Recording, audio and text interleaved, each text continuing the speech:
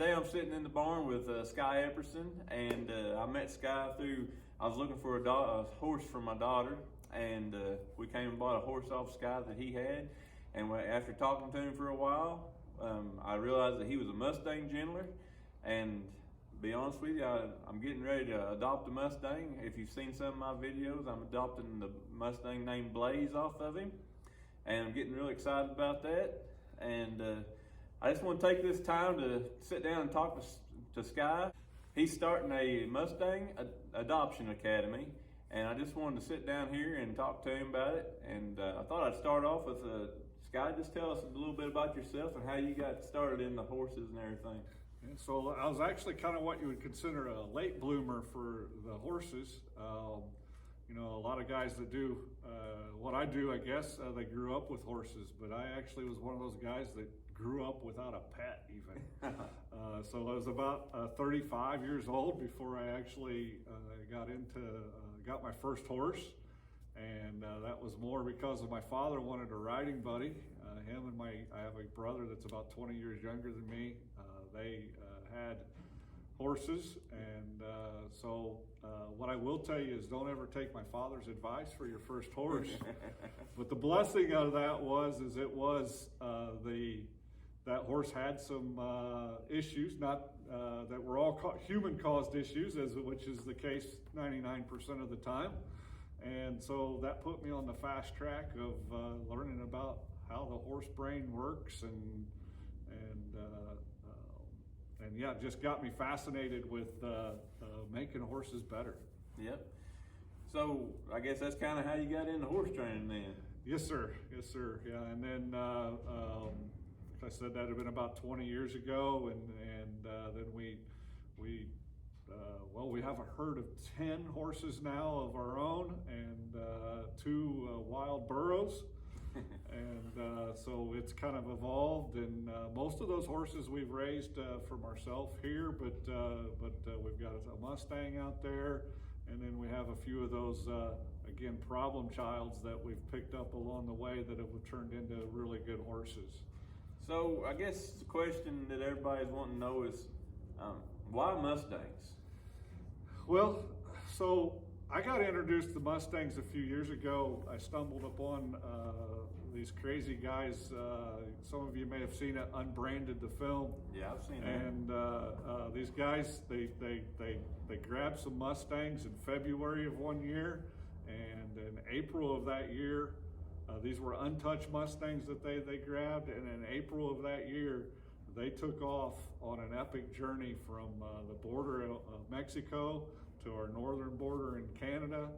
And I followed them on social media the whole time they were doing it, and I was able to follow the film, and I was like, these Mustangs, they're something. Yeah. And then a couple years later, I kind of had the opportunity to test my horseman skills and bring in a couple of untouched Mustangs myself and gentle those, and kind of got hooked from there.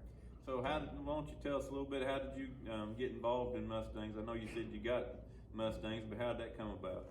I had seen about this program ran by the BLM and the Mustang Heritage Foundation, kind of in partnership, where guys are allowed to come in and grab a untouched Mustang and bring it in, gentle it, and if we accomplish that in 90 days and find an adopter, they actually will pay us a little bit of money. It's not anything that you're going to get rich on. In fact, you're probably, by the time you put in your hours, you're probably digging into your pocket. But that is how I kind of got started with the Mustang. So so while you have that, you're responsible for any medications, feed. You're responsible for everything. The only way that you get any money through the BLM program is if you successfully adopt that Mustang. Yeah. So, and actually, the money comes through the Mustang Heritage Foundation, which is a nonprofit association. And yeah, during the whole time that I have that animal, I am totally 100% responsible for it. So if it gets hurt, an injury, a vet bill, it gets Any sick, farrier. We had the farrier here yesterday, you know, and we trimmed 4 Mustangs. Yeah.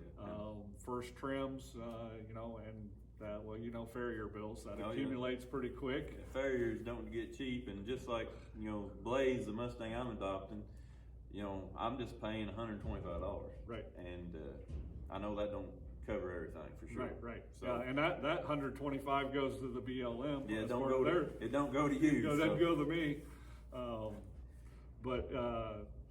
Yeah. I guess so.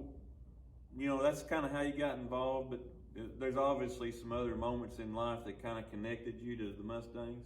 You want to elaborate on some of them?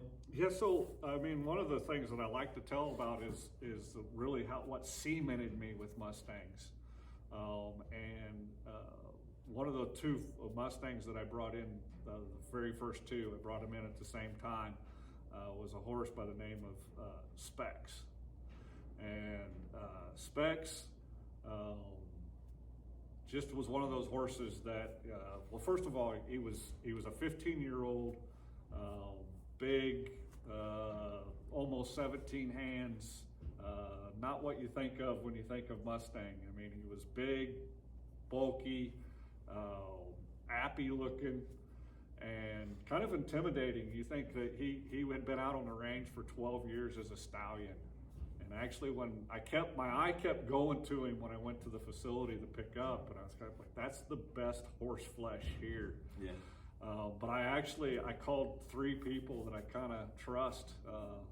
Well, I don't know, my father was one of them, but I called him and I said, you know, I got the best horse here is a horse that's been a stallion for 12 years. And he's going to know about fighting, and he is going to know how to bully his way around. You don't survive 12 years on the range as a stallion with being meek and mild. Oh yeah. And every one of them, I think I was actually searching for one to go Sky. I wouldn't do that, and none of them did that. All of them kept going, is that the best horse flesh? And I was like, yeah, it is. And they're like, bring it home. And they had maybe a little more confidence than I did in my abilities, but I brought that horse home, and then that horse just, he became, well, actually when I got him adopted, 75 days later, he's being picked up by his adopter, and I'm like, I'm sending my horse, you get that one special connection with a horse. Oh yeah. And I'm sending mine away. Mm. And then he made it even worse in that he did some things that were very uncharacteristic for him. He'd been loaded hundreds of times. I brought him up to their trailer to load, and he picked up his foot as far in the air as he could, and he just slammed it down on their trailer floor. So I'm like, didn't want to go. And then, you know, yeah, he just did not want to load. And once I got him loaded, I took the halter off and I walking out, and I was trailing the lead rope, and he actually picked his foot up and he stepped on it. And I'm like, so I had to go back in there, and he just, you know, I know people think this is a lot of BS, but he looked at me and he's like, are you sure, boss? And I told him, you know, these are good people, you're going to a good place, and sent him away. And I told those folks when they left, I was like, you ever gonna sell him? Don't want him? I want him. And that was in June a few years ago, and November of that same year, they called me, and the girl that had adopted him had gotten pregnant and just thought it was a little bit too much of a project. And so I got to bring him home. And you know, I was a little bit into social media at the time, and so when I posted about him going away, that kind of got a little more traction than any of my other posts. Yeah. And then when he came home, it got a few more. Now the sad part of the story is he was only home for about 35 days, and he died. And so that part is pretty sad. But when I posted about his death, and he didn't struggle. He took a couple bites of food one night, laid down peacefully, just had a heart problem. So that part was good. But when I posted about that, it kind of went viral. And so Specs to me was the confidence builder, but he may ended up being the kind of a great promoter for the Mustang, because he got comments in 8 different countries, 3 different continents when that happened. And I don't know whether it'll happen or not, but he also has a chance that his story will be told in the documentary for the Mustang Discovery Ride. Well, that's awesome. We were interviewed for that and got to tell that whole story, and at least I didn't cry today. Well, that's pretty interesting. I know from talking to you and being down here, you know, with my Mustang from time to time, doing some visits, that you have a little bit different way of training horses. Your horse training, you call it brain-based. Yeah. You care to elaborate on that a little bit? Yeah, so everything that we do is kind of brain-based, scientific-based, evidence-based, and we don't do anything without a reason. And that's kind of why we started the Mustang Adoption Academy, which is a nonprofit, in that we want to get the word out that this is the way to have successful Mustang adoptions. You know, we've got lots of people promoting adoptions for the Mustangs and doing a pretty good job of that, but we really need somebody that people need help in the next phase. And the Mustang is a little bit different than our domesticated horse. Our domesticated horse has always seen humans. It's easier to break through to the most domesticated horses. But the Mustang, he just looks at you like, man, you are a predator. And so you have to rewire that brain, and we do that. There's a lot of big words involved in the chemicals that come and play with that, but basically what we're looking to do is get dopamine hits and serotonin hits, and since we have gone to that type of training, there is not a Mustang that we haven't been able to help. And you know, how I really got involved with that is again kind of just circumstance and plain good luck. But I was trucking along. I'd done a few Mustangs, done really well with those, using all of the same methods that lots of people do with domesticated horses. And then I got a horse named Crime. Yeah, I brought in a horse named Crime. That maybe wasn't the brightest thing to do, but Crime was one of these things that was supposed to just be a short stay, and he was going to move on. And 50 days later, I am like nowhere with this horse. I mean, I had almost breakdowns of like, what am I going to do? I knew I was going away for 3 months, and I'm on kind of I'm now like on a crunch time, and I'm going, I got 20, 30 days to get this horse done, and I'm not even close. And I'd happened to look at my wife just a few weeks before that, and I said, hey, there's this guy by the name of Wes Taylor, and he's got how he teaches the horse is much how you teach your Spanish language to us English speakers, and maybe we ought to go. It's Phoenix. It's spring break time. Why don't we just go? It'll at least be warm.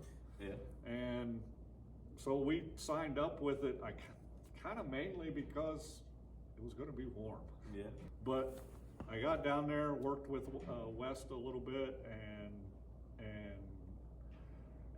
took it in, and I came back, and in a week's time, I had a totally different horse in crime. Was he done in a week? No, but he definitely was a whole different horse, and he ended up being able to go home to his adopter in that time frame that we were crunched on. Awesome. And yeah, it was just, and from then on, I've been 1,000% sold on that this is the way to help the Mustang be successfully adopted. So I've heard you talk about within your training, self-down-regulating. Yes, sir. So that's always what you're shooting for. So tell us a little bit more about it for the people that don't know. What does it mean when you say that? Yeah, so what we want to do is we want to have, when a horse, when it leaves here, we want it to have the ability to down-regulate itself.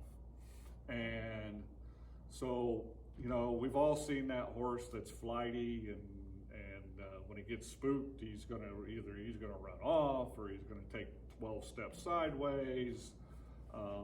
And with the brain-based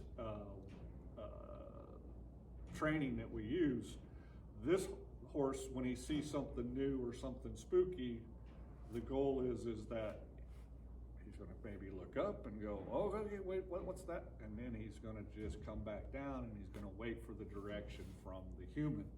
Now, how we get there is through, and it's not rocket science, but it does take patience, and it takes some timing, and you know, we're not going to get that in all of this in today's conversation, but you know, pressure, release, and you wait for a lick and a chew. And I know in our domestic training, a lot of times that release we might do with a head down, or you know, just that they looked relaxed. Sometimes we did get the lick and chew. Sometimes it was that they rubbed their foreleg, you know, just a variety of things, which are all part of the tension release. But what happens when that horse gets the lick and chew is just minuscule seconds before that, or mini seconds before that. I don't think that's really a word, mini seconds, but they get a dopamine hit. And then with the dopamine hit, we eventually start to rewire that brain. So that the brain, when it comes to, that horse comes into us, an untouched Mustang, they do have things that they know that they like, but most of what we have is going to be associated with they're getting cortisol chemicals coming into their brain. So when we walk into that pen, they get that head high, excited look, and that's cortisol starting to go into their brain and go, all right, let's get the hell out of here, or be ready to get the heck out of here. And what we're slowly doing is replacing all of those cortisol receptors with dopamine receptors. It's a little more complicated than that, but for me, that's the easiest way to explain it without putting a bunch of other big words in there. Okay. So I know you're starting a nonprofit called the Mustang Adoption Academy. So why are you starting that? What's the need for that? So the biggest thing that I see is there's a lot of moments that are happening out there where people get their Mustang home, they know a little bit about training horses, and then suddenly they figure out, oh, this Mustang's not like any of my domestic horses.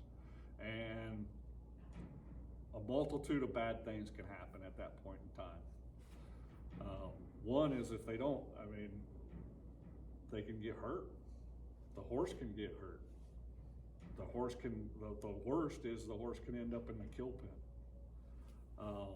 And again, because we now have a kind of a basis of Mustangs behind us, and we know that we've helped every one of them based upon brain-based horsemanship. We know that we can have successful adoptions if that is used. So what we want to do is get the word out, which is going to require a multitude of things on our end that I don't have the pocketbook big enough to do by myself, which is why I need people like you and the people out there and corporate help and grants. And but one thing is going to require a lot of travel on my part to do more and more clinics and demonstrations in front of people. I've done several already. Just finished one up in California at the Mustang Summit. I'm going to the Horse Expo, which also will have a little Mustang Summit as part of the Horse Expo in Denver, Colorado. We also are going to have a need to upgrade our facilities here, make them a little bit bigger, get some people in that want to learn in depth about evidence-based, brain-based horsemanship. So that's going to mean I got to have the ability to bring in more horses. And, you know, then you're probably going to ask me, well, where is this money going to go? Well, travel expenses, more facilities to handle more horses, feed. We talked about the vet bills. We talked about the farrier in here yesterday. You know, those are all, almost every horse Mustang that we brought through here has had to be trimmed. Well, you know, that's $50 to $75, you know, almost per horse every time. And that's if it goes well, yeah. Which actually our farrier, he's like, he loves to do first trims on Mustangs. And I keep asking him, well, why? The domestic should be hard, you know, should be easier.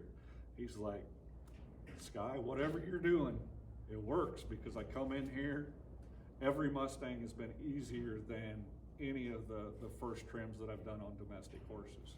So the other thing is the brain-based horsemanship, it doesn't just work on Mustangs. It works on It'll work on your domestic too. So you've talked a lot about, you know, getting donations and whatnot. I know from talking to you, starting this nonprofit organization through the Mustang Adoption Academy, there's several different ways that you've outlined where people can donate. You want to walk us through some of them? Yeah, so the easiest way is probably actually they're going to be able to go onto our website, which is mustangadoptionacademy.com, and there's going to be basically a couple buttons you can push and you can donate. There's going to be, you can just donate money at any amount that you want, but there's also things that you can get, some services that you can get with that that'll be outlined in there. But just to name a couple of them, you can, you want to spend a day here with us, you can donate X amount of dollars and spend the day here. Working with multiple Mustangs, picking my brain.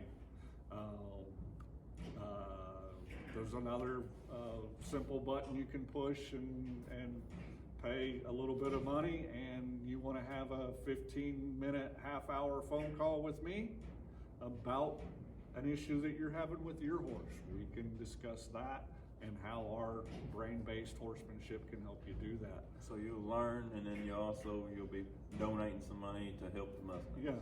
Yeah, and then you can also, you know, you can have us come do a private visit at your place with just you, or if you wanted to have 8-10 people out, we can do that. So there's going to be a variety of ways that you can not only donate, but also help yourself at the same time.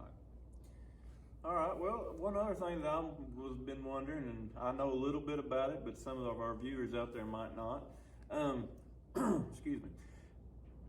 Tell us a little bit about, you know, there's several Mustangs out there in the wild on the, I think they're called HMAs for horse management areas, and then there are also several in the holding facilities across the country. So you could elaborate on them a little bit and maybe tell people, you know, why there is a need to adopt these Mustangs. Yeah, so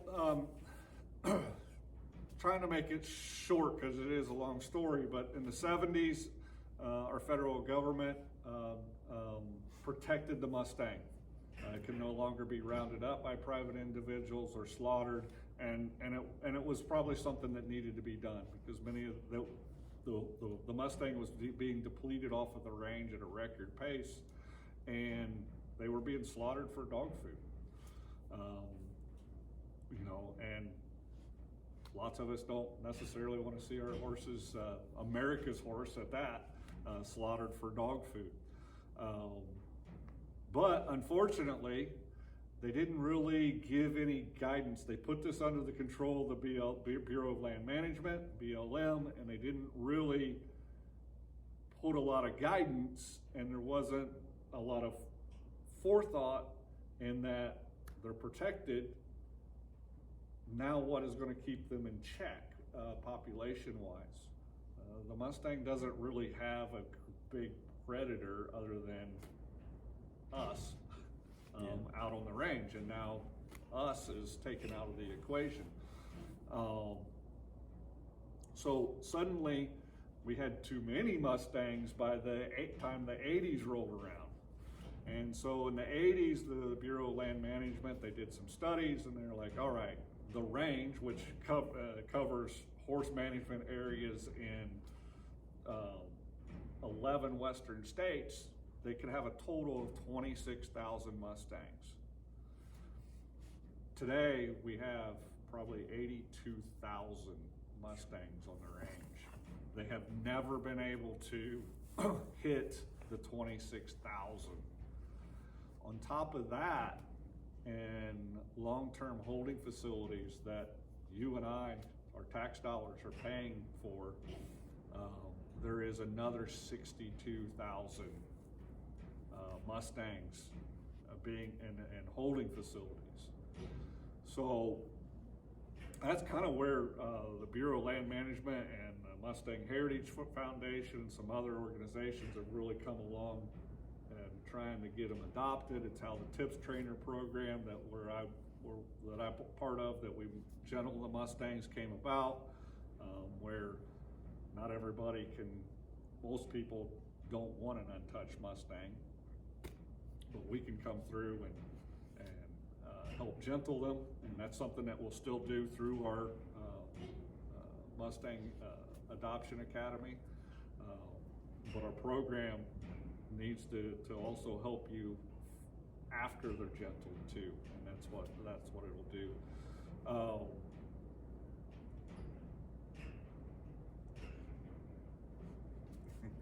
All right, Sky. Well, I appreciate you joining in this week with learn a little bit about Mustangs. Is there anything else that you'd like to add? Jeez, I can't think of it off the top of my head. I'm sure that there is something as soon as we click the button that says we're done.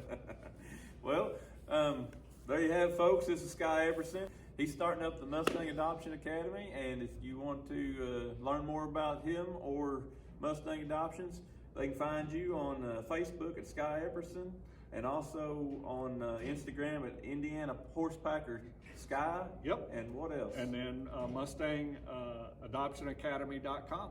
All right. Well, thanks, folks, and be sure and check him out. Thank you.